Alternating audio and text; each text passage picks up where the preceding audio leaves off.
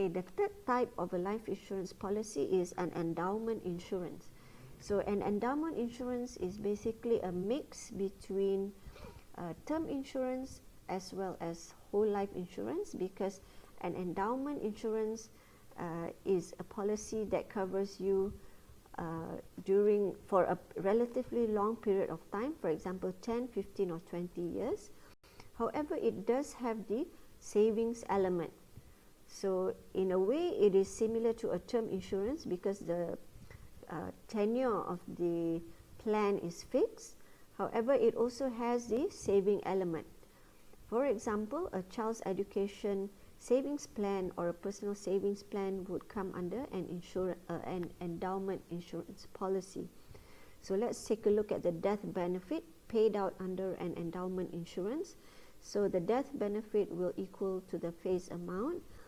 If the insured dies before the maturity of the policy, the beneficiaries will get the face amount. Okay, so say for example this term insurance is a 20-year policy and the insured passes away after 10 years. So what the beneficiaries will get is the face amount of the policy. Yeah. So what if the insured survives, up to the maturity of the policy? So he survives up to 20 years. So what he himself will get will be not only the face amount of the policy but also the account value. So this is paid out in cash if this person survives. So therefore you can think of an insurance policy as a savings plan as well as giving you the coverage of the insurance. The fourth type of life insurance policy is annuities, whereby the payer deposits regular premiums for a specific period and will later receive guaranteed regular coupon payments from the insurance company upon maturity of the policy. So just like an annuity, so what happens is that the policyholder can choose to pay the premium either by installments or a lump sum. So for example, say this policyholder chooses to pay the premiums for 15 or 20 years. So say for example he is 30 years old, he pays the premium up to age 50 for 20 years. Then what happens is that he will receive the annuities at 50 years old, for certain sum every year. So that is an annuity where the policyholder or the insured will receive income regularly over a specified period of time or until he passes away. So this is annuity. So usually this type of insurance policy is to plan for retirement, whereby you wish to save while you are young and you expect the insurance company to pay out the annuities during your retirement years. The fifth type of life insurance policy is called an investment-linked plan. So this plan is a mixture between insurance plus investments. So it combines the protection with the savings or investment. So this works something like a mutual fund or a unit trust, whereby the premiums that are paid to the insurer, a portion will be going for the protection, whereby another portion of the premiums will go into the investments.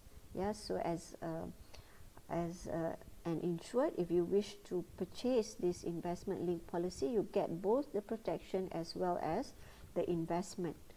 So there are some flexibilities of investment-linked plan because the insured may choose the level of protection and investment desired. He can choose the amount of premiums and he can change the amount of premium paid from time to time. So maybe like few years down the road he wishes to increase the premium amount to have more investments, he can do so. And the type of funds chosen should be according to the risk profile of the insured. So if someone is more of a risk taker, he wants to invest in higher risk investment, he can choose to do so. Otherwise, a risk averse person may choose a fund that has fixed income type of investment, as well as some equity investment. Yeah, so that depends on the risk profile of the insured.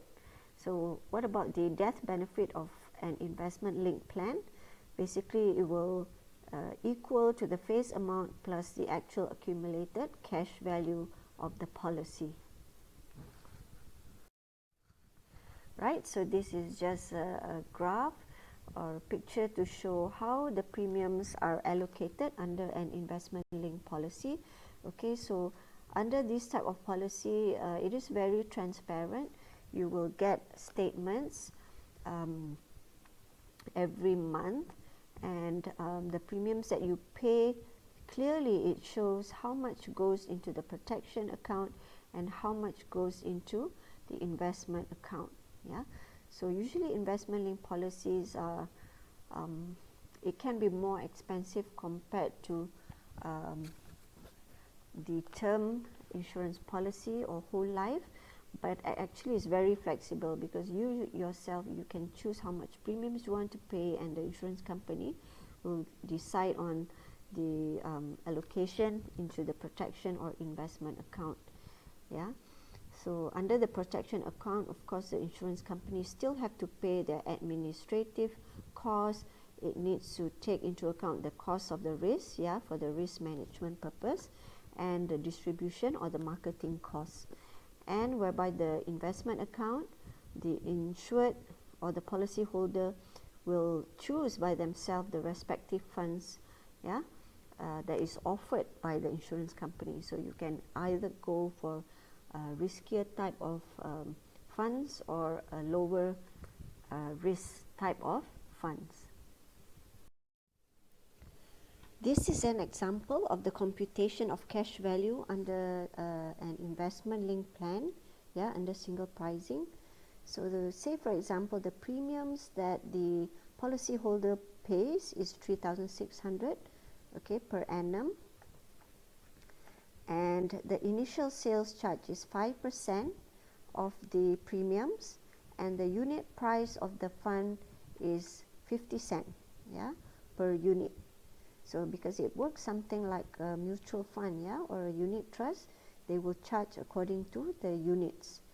So we first compute the sales charge of 5%.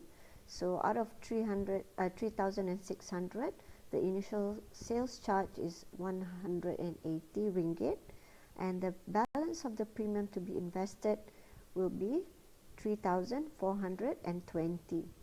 Yeah, so we minus out the initial sales charge, which sometimes not sometimes, but it will go to the insurance agent. Yeah, and what happens is that the number of units purchased, so it will be dependent on the unit price of the fund, which is 50 cents. So it means that as a policyholder, you will get 6,840 units, yeah, at the time of purchase. Then we shall assume that the mortality charge is 1% and the policy fee is 50 ringgit. So how do we compute the cash value under single pricing policy? It will be the number of units times the unit price, which is the number of units here, 6,840 times 50 cents, minus all the mortality charges and the policy fee. Okay, so we compute it here, the